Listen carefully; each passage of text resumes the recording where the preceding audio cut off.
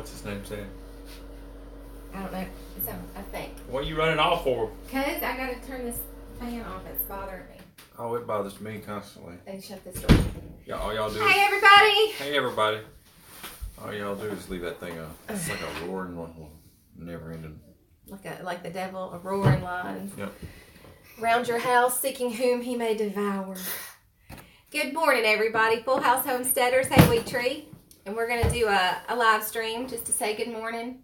Have some coffee with y'all and kind of give you some news. We haven't had a whole lot of homesteady kind of videos up lately because of the weather. Our garden was completely ruined by we got 2 late frosts, and it's almost May. And the only thing we have in the ground is corn, tomatoes, and cabbage. Hey, everybody. Thank y'all for coming. So we're just going to talk about what's going on here. And we'll be replanting the garden this next week. I thought we would do it last week or even the week before, but we just got it retilled. And we've got to replant everything. And I'll be honest with you. I believe what Danny from Deep South Homestead was saying about the earth not getting warm enough, because normally by now our watermelons, okra, all of those extremely warmer climate type plants like the okra, watermelons, they have to have a certain soil temperature, somewhere between 60 and 70 degrees. They don't have it, they haven't sprouted, so after so long the seed rots, and so our watermelons have not sprouted, our melons have not sprouted, our okra did not sprout. Our beans sprouted sporadically, our purple hull peas did not sprout.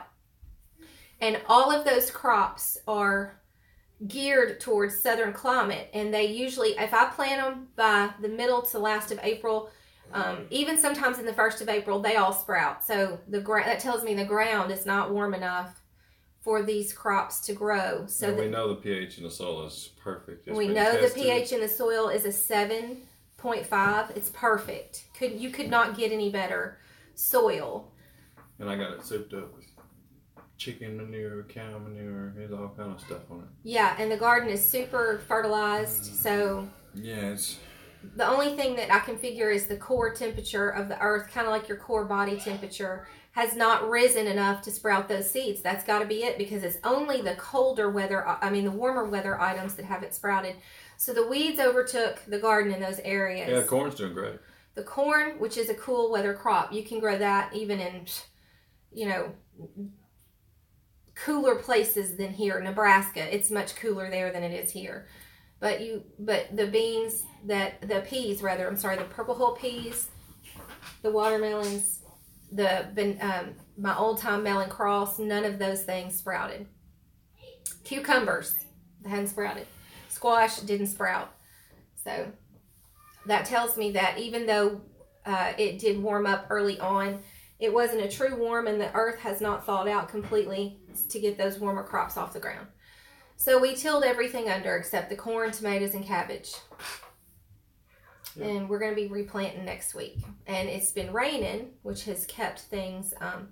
we're going to be putting a greenhouse up. That's our next big project after we finish the porch. Yeah, I've got to trim out the roof and then put the sheeting up and felt it.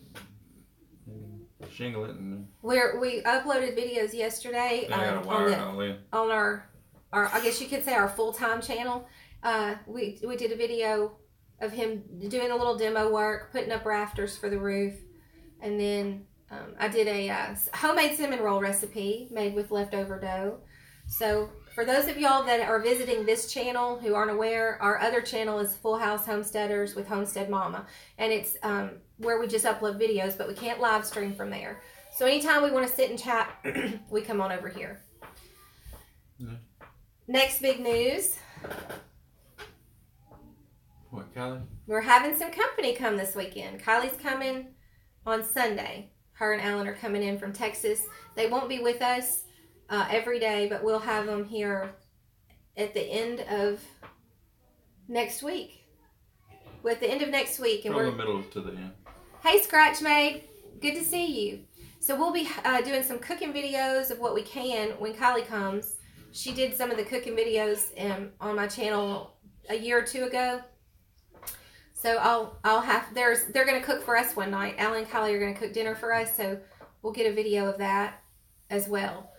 But we're excited to have her here. We're going to go up to Memphis, actually Millington, Sunday, and spend some time with my family and her and Alan. And then we'll come on back home, and she'll come over on Wednesday, and her and Alan will stay with us until the following Sunday. So we'll have them for about 4 days. Exciting. We're super hyped about that. I may have to get her out there and help me in the garden. Her least favorite thing in the world. Yeah. You do. Kylie and I had a deal that she would cook and I would do all the garden work. So I would grow the food and she would cook the food, and it worked out because she hates to get outside and sweat. So that's how we did things. All right, Daddy, what else is going on? Are you gonna be finishing that roof this weekend? Yeah. I got a week of sunny, so we're gonna try to knock it out. We're gonna also be putting in some electrical. Yeah, so we can do fans or lights, or we haven't decided what to do. We're gonna do both. I could put ceiling fans in, but it's gonna be. I'm scared that the kids have stuff out in the yard they play with and stuff, and if we left them running, that'd destroy them. So I'm going to go with a surface light against the ceiling, and then we're going to do some fans that you can rotate and move anywhere you want. Okay. Which will be up in the upper corner. They can't get to. So. Okay. So I'll show you. He's doing all that. I don't know anything about it. I'm just cool with whatever. I'm happy to have a porch. Yeah. So we'll come together. We've got a lot to do though. Yeah. One other thing is a sale. We do have a sale coming up. We have, for Mother's Day. Mother's Day is May 13th, so there is a sale. I put it up yesterday but didn't announce it because I was too tired to do another video. HomesteadMama.org. Use the code Happy Mom Day. Thank you, Weetree, for putting that up. Yeah, thank you, Weetree. It's just no caps. Happy, Happy, Mom, MOMDAY 20. Happy Mom Day 20.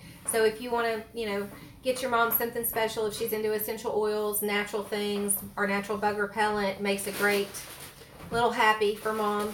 Anyway, it's 20% off from now till May 13th. The 14th, it'll be gone. May 13th is on a Sunday, and that's, excuse me, that's Mother's Day. So Happy Mom Day 20 at homesteadmama.org. Hey, Shonda Glams, good to see you. Are you still thinking about carrying them oils? Yes, thank you so much for reminding me. Okay, y'all. So I was checking into the legalization of weed for medicinal purposes, recreational purposes, and all that kind of stuff. I mean, I'm just doing some reading. And I already knew that CBD oil is really good for pain and anxiety and things like that. And I thought, I would like to try it myself just to see if all the claims are true. So I asked Kylie, I said, have you heard of this CBD oil and what do you think about it? And she said all the midwives that she knows are using it. There is a really good place in Tennessee called The Farm, and you can go and stay a week, and they will take you in. You have to pay, but they will teach you classes. So Kylie took midwifery classes there. They'll teach you organic gardening. They'll teach you solar power, how to set up your. They do non-GMO soy products. They do vegan cooking. Any alternative thing like that that's not mainstream that you want to learn how to do, you can go to The Farm in Summertown, Tennessee, and take a class, week-long, month-long, whatever. So she goes up there to take her midwifery classes. And she said everybody's using it in the natural birthing community.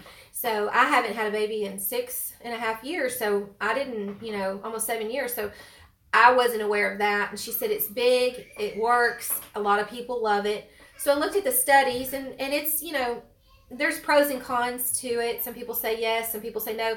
Some people say it's the dosage that you use. But I'm thinking of carrying that, and I just reached out to a trustworthy supplier. So if y'all are interested, keep watching. I've got to make a big investment into it. You can't just buy a little bit. You've got to buy quite a bit. So I'm just waiting for business funds to build up, and then I'm going to order a supply of it. So I cannot wait to be able to offer that, but I'm going to start offering CBD oil as soon as I can. And you can use it, like I said, under the tongue sublingually. That'll be the tincture that I purchased, maybe some soft gels. They do have some rub-on ointments and creams, but I'm probably just going to go for the ingestible stuff. And it's legal to do that in Mississippi. It's not legal because, and this is interesting too, for those of y'all that don't know, there's cannabis and there's hemp. And hemp has the CBD. Cannabis has the CBD too, but cannabis has the THC, which is what makes you high. So the CBD oil is THC free. They either gather it from hemp or cannabis or both, but it doesn't have the THC ingredient that will get you high. So for any of y'all that are willing or open-minded and willing to try natural remedies beyond a doctor's prescription or what you can buy over the counter, the chemicals, that might be a good option for you. But I know I'm anxious to want to try it for just regular old aches and pains, anxiety, those kind of things. So, yeah, a lot of people out west have been using it for years and years. I got a friend down in Florida. He has to use it because they put him on pain medicine and it locked him up. And is that what hurt his kidneys? Yeah. So he got off the pain medicine and started using the pain management through, in Florida they got it. It's legal. Marijuana for medicinal purposes. Right. So he went to the doctor, got all the he's certified now that he got him his card. Yeah, so he can go get his oils, and that's what he does. He cooks with it, he eats it, he takes some in the evenings. He says it way better person, way better. So it works. I know it works. I got a good friend that it's working with, because the pain pills will just kill you. Duncan Homestead said, did you say you needed some today? Yeah, those chemical pills that tear up your liver, your kidneys, I mean, it's way past time for Constipate you. They constipate you. It's way past time for us to, this is what makes me mad. The cannabis, whether you want to argue weed legalization or not, I'm not even going there. It's a natural thing. So God gives you natural things, herbs. Who hasn't had like lavender tea to help them sleep?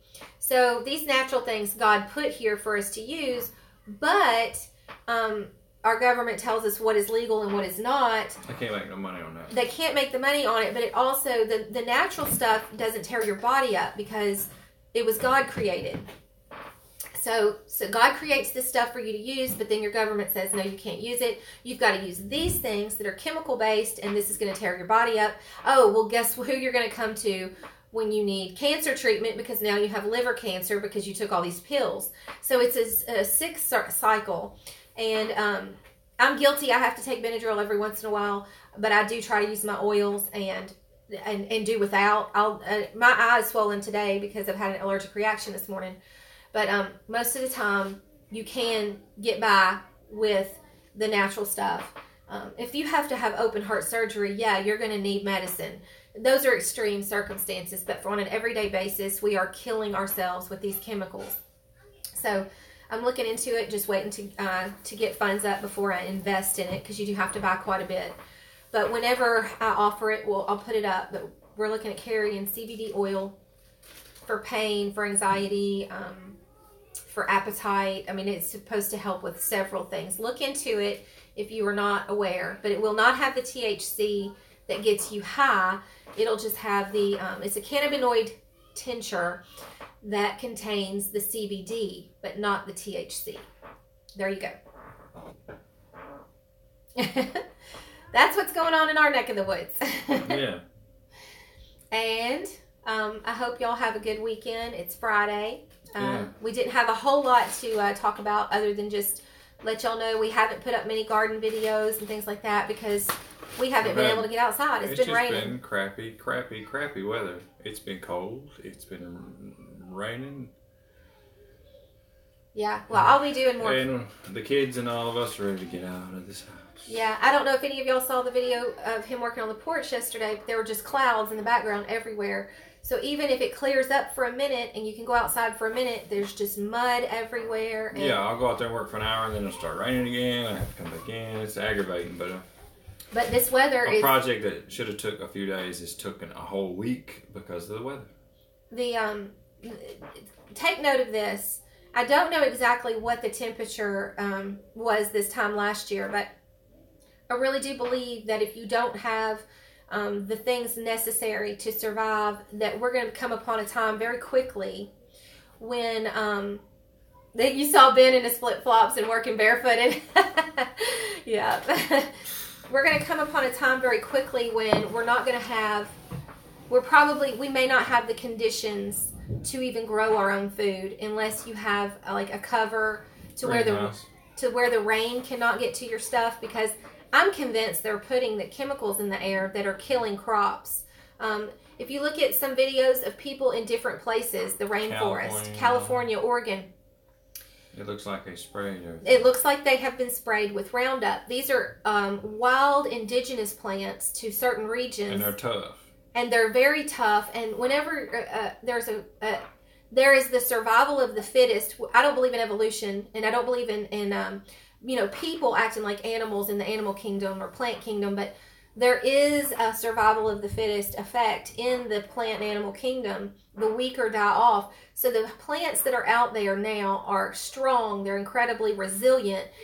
They've got that DNA switch that's been turned on for them to survive in several different environments, or they wouldn't be here still because people are not tending to them. So when you see these wild plants looking like they've been sprayed with Roundup, that ought to tell you they have probably been sprayed with Roundup. And we're breathing all that crap. We're breathing it, but it's also in our food. And with the soil that we're trying to garden in, it's not just the climate that bothers me.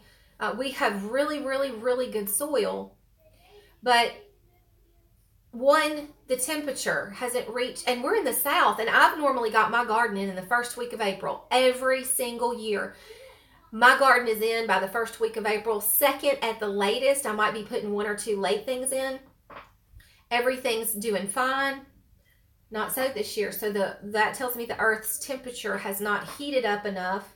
And then combine that with the sprays, you're going to need an alternative way to grow your own food, is what I'm saying. So whether you have a hoop house or you could do it inside hydroponic. Well, we looked at a hoop house. A hoop house don't last but about 4 years, and you have to replace the plastic on it. Yeah. So trying to find sustainable, regenerating food source. Long term, yes. So if you have not looked into that, if you have, leave in the comment section some things you've seen or ideas you have, because we're kind of going in that area now. Like, yeah, our goal is to build like a 10-foot wide by 12-foot tall by 24-foot long greenhouse. Hard plastic. It's plenty of room to grow a lot of food. Yeah, and you can use the dirt floor as well as shelve it up so you have lots of space.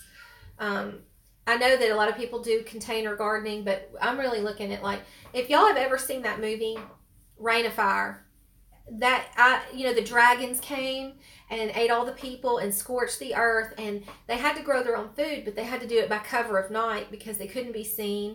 I think that maybe not in the next year or 2 or 5 years, but eventually, because of the chemicals in the earth and sprayed in the sky and the rain, that we're going to have to do some kind of gardening independent of our current environment, if that makes sense. Greenhouses, yeah. If you're on a well, you'll have pure water that you can water your crops with without them being tainted by acid rain or whatever they call it, chem rain, whatever. So if y'all have any ideas, or if you've got any video links, put them in the comment section, because I'd be interested in seeing what other people are doing. Some people have to grow indoors because they don't have a lot of space, so they've become very clever with ideas. Mm-hmm. I don't know if y'all have ever seen people doing the strawberries in it's in a tube. Hydroponic kind of deal? Hydroponically, yeah. What are you doing? I'm trying to read comments. I'm sorry, y'all. I can't see the chat. But we're going to go ahead and get off here. Yeah, I got to get to work. Don't forget, Happy Mom Day 20. And we'll have more videos coming up of whatever we can do in the garden and on the porch, battling weather. We're fighting cold and rain, which is abnormal for this time of year. But look us up at homesteadmama.org. You may find your mama something very, very healthy. And we'll try to get back with y'all later this weekend. Maybe do a live stream this evening or tomorrow. Y'all have a good day. I hope y'all are well. And God bless. Have a good weekend.